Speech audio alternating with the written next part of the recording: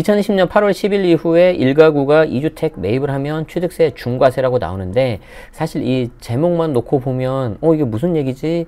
라고 할 수 있죠. 우리 취득세 다주택자 및 법인 같은 경우에 중과세율이 2020년부터 이제 지방세법 개정돼 가지고 적용이 되고 있는데, 여기에 대해서 대선이 지나고 나서 어떻게 좀 변화가 있을까요? 일단 그거는 조금 더 시간을 갖고 보셔야 될 것 같고요. 변화가 된다면 제 채널에서 아주 빠르게 그리고 정확하게 또 알려드릴 수 있도록 할 테니까 구독과 알림 설정 하시면 좋을 것 같고요.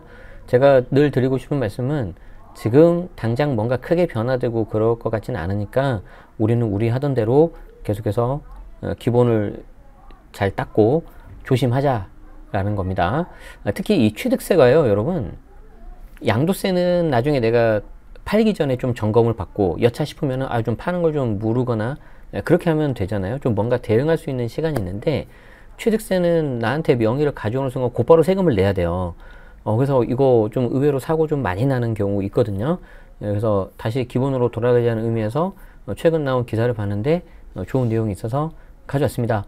그리고 이 기사는요, 한국경제에서 가져왔는데, 여러분들 아시는 이승현 회계사님이 3월 10날 이렇게 적으신 거예요. 특히 이승현 회계사님은 우리 채널에서도 명사초청 특강에서도 나와서 강의를 해주셨고, 취득세 관련해서는 명사초청 특강에 김성범 세무사님이라고 계시는데 그분이 이제 2회에 걸쳐서 한 거 있거든요. 취득세에 대해서 내가 정복하고 싶다, 알고 싶다 하시면은 그거 꼭 보세요. 이승현 회계사님은 그때 이제 상가랑 다른 거 하셨으니까 같이 또 보시고 오늘 영상이랑 같이 보시면 더 좋을 것 같습니다. 자, 봅시다. 정부는 2020년 710 부동산 대책으로 다주택자와 법인 주택취득세율을 대폭 인상했다. 다주택자와 법인의 주택투기 수요를 차단하기 위해서인데, 이에 따라 2020년 8월 11일부터 1가구가 2주택 이상을 취득하면 주택수에 따라 취득세가 중과세 된다. 상담을 하다 보면 관련 규정을 몰라서 무거운 취득세를 내는 경우를 종종 보는데, 어떤 걸 조심해야 되는지 보겠습니다.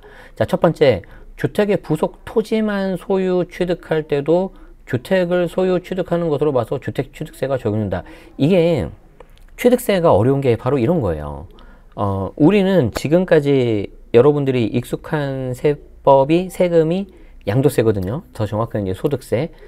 워낙 세금도 크고 또 뭔가 잘하면 비과세도 받고, 그러니까 양도세에 대해서는 관심이 많은데, 이 취득세는 지방세 영역이고 양도세, 소득세 이쪽은 국세 영역이거든요. 근데 국세와 지방세가 좀 바라보는 시점이 좀 달라요. 이런 거거든요. 이 주택의 부속 토지라는 게 뭐냐면은 말 그대로 이제 건물이 있고 밑에 이제 땅이 이렇게 있지 않습니까? 근데 이게 명의가 다른 거예요. 그러면 나는 토지만 가지고 있고 건물이 다른 사람 건데, 양도세, 소득세에서는 어떻게 돼요? 주택이 내 거가 아니니까 주택세 안 들어가잖아요. 그래서 취득세도 그렇게 되겠지라고 이제 착각을 할 수 있다는 거죠. 근데 그거는 어떻게 보면 우리의 희망사항인 거고, 지방세법에서는 그렇게 안 본다는 거죠. 주택의 부속 토지만 소유 취득할 때도 취득세에서는 주택을 소유 취득을 본다는 거예요. 그러면 다주택자가 잘하면 될 수도 있겠죠. 그냥 다주택 같은 경우는 만을 다짜니까 2주택 이상이에요. 그런 경우에 부속 토지의 일부 지분만 있다 하더라도 다른 주택을 취득할 때 취득세 주택수가 카운트되고, 카운트된 상태에서 2주택 조정, 3주택 비조정, 그러면 8%, 12% 막 들어가 버리잖아요. 그래서 취득세가 중과가 될 수 있기 때문에 조심해야 된다. 자, 무주택자가 시골에 있는 부모님 주택의 토지 지분 일부를 증여받았다면 이후 조정 대상 지역에서 주택을 취득할 때 취득세가 중과가 될 수 있다. 도대체 뭔 소리냐? 이런 거죠. 자, 여기 집이 있습니다. 창문을 하나만 하도록 하죠. 그리고 이렇게 토지가 있습니다. 그래서 건물은 부모님, 토지는 자녀. 근데 다시. 그렇죠. 건물과 토지를 원래 부모님이 갖고 있었는데, 여기에 대해서 이제 토지만 증여를 받은 거예요.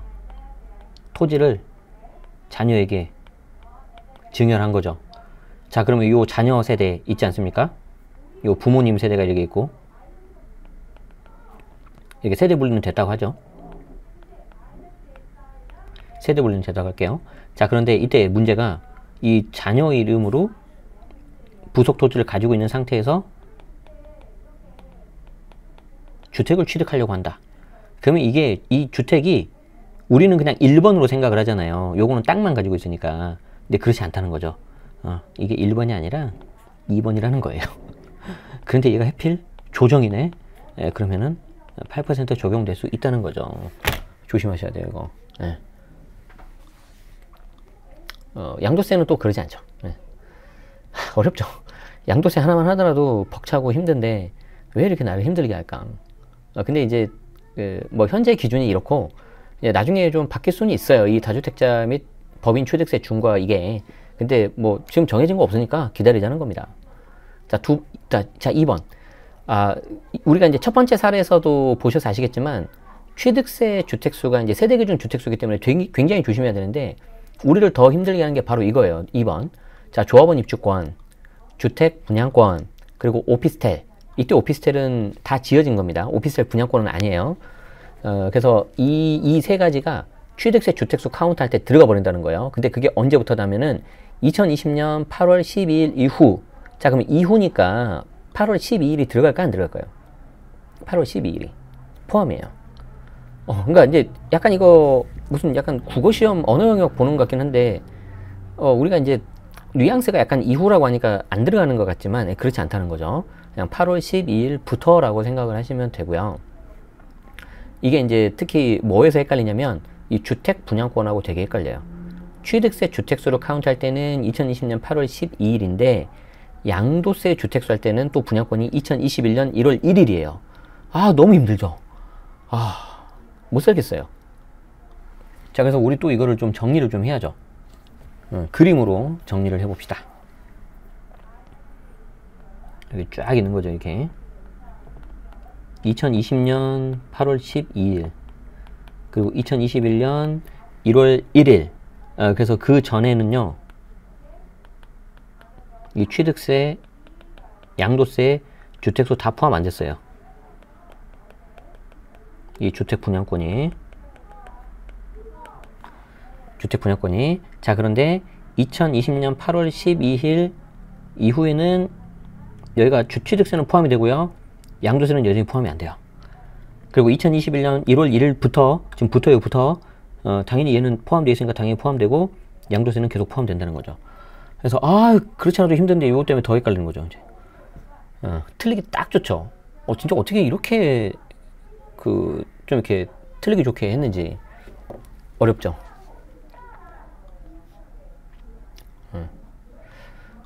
여러분, 우리는 오늘 취득세만 하는 겁니다. 취득세. 또 이거를 8월 12일을 막 양도세하고 막 짬뽕 하시는 분이 계세요. 그러시면 안 돼요. 그래서 취득세인지 보유세인지 양도세인지 무조건 구분하셔야 됩니다.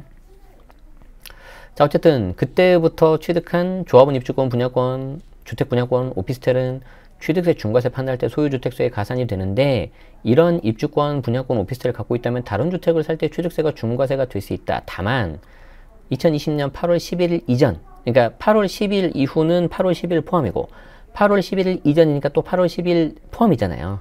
그러니까 8월 11일 포함해서 그 이전에 매매 계약을 체결한 경우에는 주택수에 포함되지 않는다. 그 전에 계약을 했으니까. 자, 그리고 또 하나 중요한 거. 모든 오피스텔이 다 그런 게 아니고 주거용 오피스텔이 그러는데, 더 정확하게는 주거용 오피스텔을 어떻게 판단하냐면, 여기서 오피스텔은 주택분 재산세가 과세되는 오피스텔을 말해요. 업무용으로 재산세를 내는 오피스텔은 주택수에 포함이 안 돼요. 그래서 이거를 왜 그런지 이해를 하셔야 되는데, 이 취득세는 일단 빨리 뭔가 결정을 해가지고 세금이 얼마인지를 결정을 해줘야 돼요. 그런데 원칙상으로 보면은 실질과세 원칙에 맞게 일일이 다 확인하는 게 맞는데 그 할 수가 없어요, 행정력이. 그래서 겉으로 드러나는 그 밖으로 보이는 재산세가 뭐가 부과되는지를 봅니다. 그래서 2020년 8월 12일에는 뭔가 약간 빨간불 켜진 거예요. 근데 아니나 다를까 주택분 재산세가 부과되고 있다. 그러면 주택으로 본다는 거죠, 지방세법에서는. 그리고 업무용 재산세가 된다면은 주택수로 안 본다는 거예요, 8월 12일 넘었을 때. 근데 여기서 또 공부를 열심히 하신 분들이 여기서 이걸 막 확장을 해요, 개념을. 그러면 양도세도 내가 업무용 재산세 내니까 주택수 빠지겠구나. 그러다 이제 작살 나는 거예요. 실제 예규가 일반 임대 사업자를 내고 업무용으로 썼다 하더라도 상시 주거용으로 사용해버리면 그 오피스텔은 양도세 주택세는 포함돼요. 뭐 주택분 재산세, 업무 재산세 다 필요 없어요, 이거는. 왜냐하면 그건 국세 영역이고 이쪽은 지방세 영역이니까 두 개가 달라요. 그래서 다시 말씀드리지만 우리는 지금 취득세만 보세요. 취득세만. 여기서 제가 말씀드리는 걸 함부로 양도세 논리에 절대 갖다 붙이지 마세요. 예. 이것 때문에 벌써 막 여러 명 폭탄 맞았죠. 예, 그래서 첫 번째가 뭐예요? 부속토지 조심하라는 거.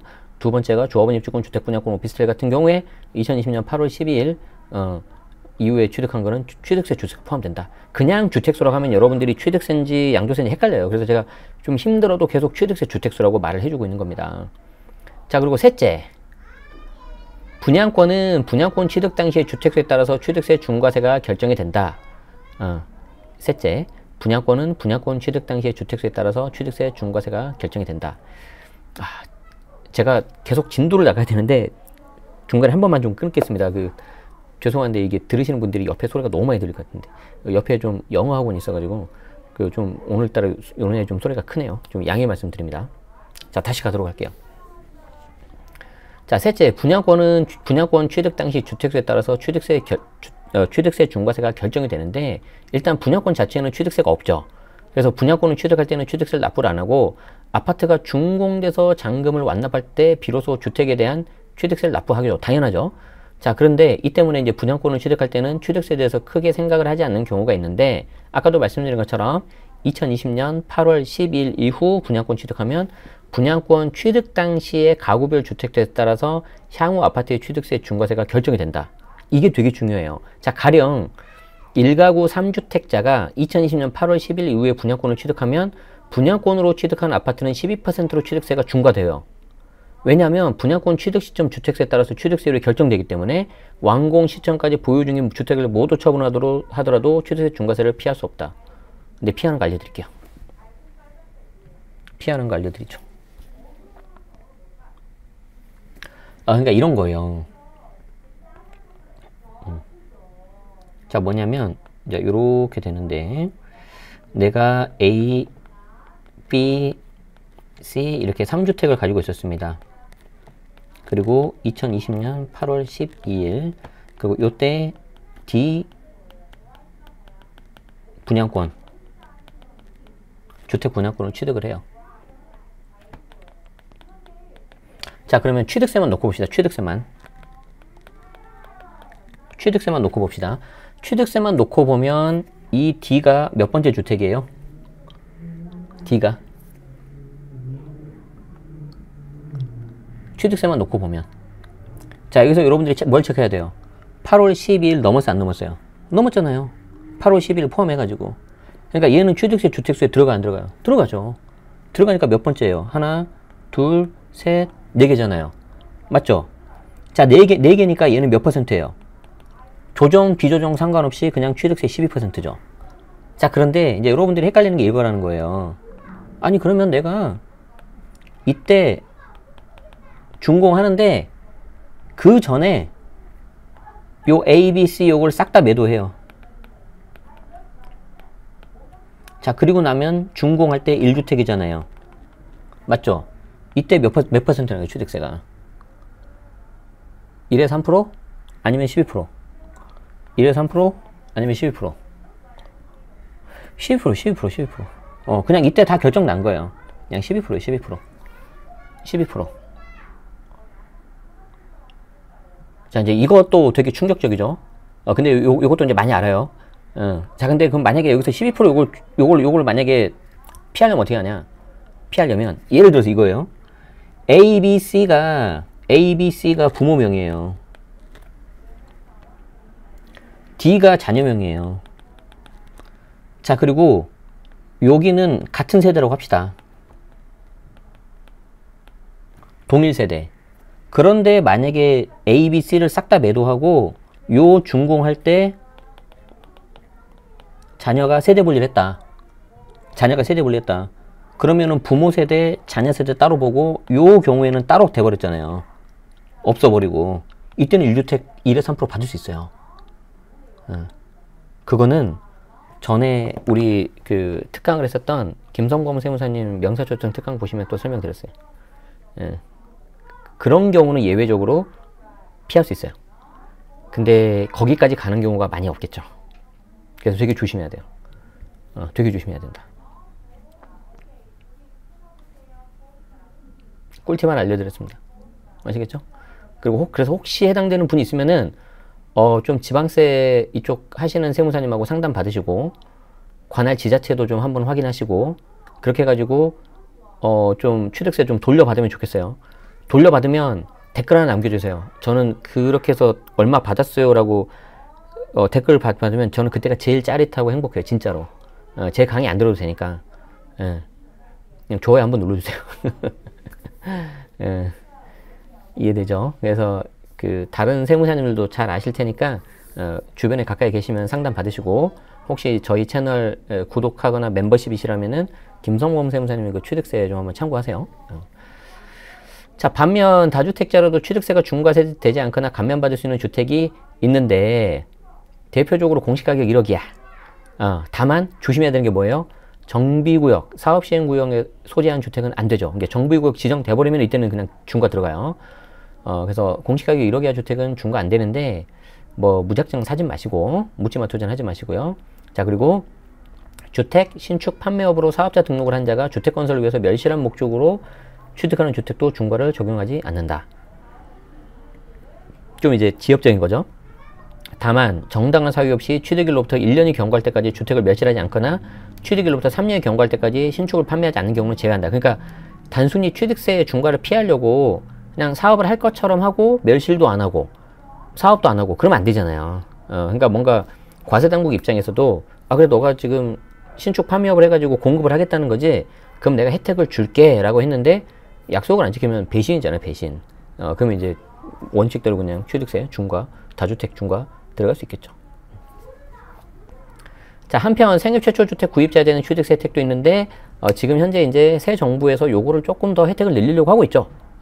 2023년 12월 30일까지 생애 최초로 주택을 구입하면 취득가 1억 5천 이하는 취득세 100% 면제하고 1억 5천에서 3억 이하 수도권은 4억. 이게 취지는 좋은데 금액이 너무 낮아요. 그래서 1억 5천에서 3억, 수도권은 1억 5천에서 4억 이하 주택은 취득세 50% 감면해 주는데 지금 나오고 있는 내용들이 어디까지나 예정입니다. 취득세 50% 감면이 아니고 그냥 1%로 그냥 통일하거나 어차피 1%인데 아니면 그냥 아예 100% 감면 뭐 그렇게 하자는 이야기가 나오고 있어요. 그리고 저 기준 금액도 4억이 아니라 한 6억으로 올려야 되는 거 아니냐 그런 내용들 나오고 있는데 대출이나 좀 풀어줬으면 좋겠습니다. 네. 이 혜택은 본인과 배우자의 합산소득이 또 7천만 원 넘으면 안 돼요. 또 취득일로부터 3개월 이내에 해당 주택 전입하지 않거나 또 3년 이상 실거주 않고 처분 또는 임대하면 취득세 추징돼요. 그러니까 조금 뭐랄까 좀 치사해요. 좀 통 큰 혜택이 아닌 것 같아. 갑자기 그 모 마트에서 팔았던 통 큰 치킨이 생각나네요. 배가 고파서 그런 것 같아요. 어쨌든 요거 지금 이야기가 조금 나오고 있거든요. 기다려 보시죠. 아마 좀 혜택이 좀 업이 될 수도 있을 것 같으니까. 자, 그리고 이제 마지막으로 신규로 분양주택을 받은 거를 임대주택으로 등록하면 취득세 감면 혜택 받을 수 있는데 결론은 지금은 좀 신중하시면 좋겠습니다. 일단 아파트는 내가 최초 분양 받아도 등록 자체가 안 되잖아요. 주택임대사업자가. 자, 그런 상태에서 취득세 감면 혜택 받으려면 공동주택밖에 안 되는데 그럼 공동주택 아파트 안 되는데 뭐가 되냐? 주거용 오피스텔밖에 없어요. 주거용 오피스텔. 자, 전용 면적 60제곱미터 이하인 경우에 되는데 아파트는 또 안 되잖아요. 그럼 오피스텔밖에 없어요. 그리고 전용 면적이 60제곱미터 이해야 돼요. 60에서 85 넘어도 된다던데요. 50%. 20채 등록해. 20호 등록해야 돼요.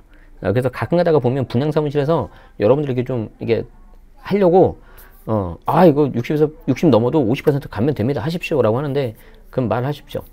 그러면 당신이 나머지 19개 사줄 거냐고. 20개 등록해. 20개. 그래서 그런 말에 그냥 뭐 현혹되면 안 돼요. 알고 있어야죠. 그리고 설령 내가 60제곱미터 이하 해가지고 100% 감면 받는다 하더라도 지금 등록하면 10년이잖아요. 중간에 5%밖에 못 올리고 좀 신중하셨으면 좋겠어요. 그리고 왜 신중해야 되냐면은 이거는 제 개인적인 뇌피셜인데 이제 선거 결과가 나오고 그 전부터 해가지고 계속해서 쭉 이게 뒷조사를 좀 제가 했는데 이제 야당 쪽 지금 후보가 당선되지 않았습니까? 그러면 거기에 대해서 정책을 만든 사람이 있어요. 서강대 김경환 교수님이라고. 그분의 내용을 계속 쭉 보니까 그냥 제 개인적인 생각인데 왠지 주택임대 사업자가 약간 좀 부활될 수도 있을 것 같다. 그런 느낌이 강하게 듭니다. 그래서 그때 만약에 된다면은 뭔가 혜택이 지금보다 더 늘어나서 나올 것 같거든요. 그러니까 지금 등록하시면은 조금 약간 그러고 좀만 기다려 보세요. 언제 나올지 모르겠지만 뭐 안 될 수도 있어요. 그래서 이제 제 개인적인 생각이니까. 어쨌든 그런 게 하나 있고, 당첨된 분양권을 매수하는 경우에도 최초 분양으로 봐서 취득세 감면 가능하죠. 전매하는 경우에도. 다만 조합원 입주권은 그런 거 없다. 그래서 조합원 입주권은 안 된다. 그래서 굉장히 기사를 보면 칼럼 자체는 양이 그렇게 크지 않은데 중요한 내용들은 우리 이승윤 회계사님이 다 잡아주신 것 같아요. 그래서 이 지금 했던 영상하고 같이 좀 보셔가지고 보면 좋겠고, 지금 나와 있지 않는 내용도 제가 좀 몇 가지 말씀드렸잖아요. 그래서 그거 좀 보시고 혹시 해당되시는 분들은 취득세 감면 받아서 돌려받으시면 너무 좋을 것 같아요. 여기까지입니다, 여러분. 이후에 이제 어떤 식으로 이제 바뀔지는 조금 더 봐야 될 것 같습니다. 아마 개인적으로는 상반기에는 그렇게 많이 이게 하는 게 쉽지는 않을 것 같고요. 하반기에 이제 뭔가 좀 나올 것 같긴 한데, 어떤 내용들이 나오고 어떤 변화가 있을지 궁금하신 분들은 구독하시고 알림 설정 해 놓으시면은 제가 그때그때마다 이렇게 라이브 통해 가지고 말씀드리고, 이후에 이제 듣고 싶으신 분은 이제 제가 편집해서 올려드리니까 그거 보시면 될 것 같아요. 그런 거 필요 없이 그냥 전체 영상을 다 편하게, 라이브 영상 전체를 다 편하게 보고 싶다 하시는 분들은 멤버십도 한번 고려해 보시고, 저와 이제 2개월 동안 밴드에서 소통하면서 줌 라이브로 열심히 공부하실 분들은 지금 모집 중인 정규 과정도 한번 참고해 보시면 좋겠습니다. 자, 오늘도 끝까지 시청해 주셔서 감사하고요. 즐거운 주말 보내시기 바랍니다. 고맙습니다.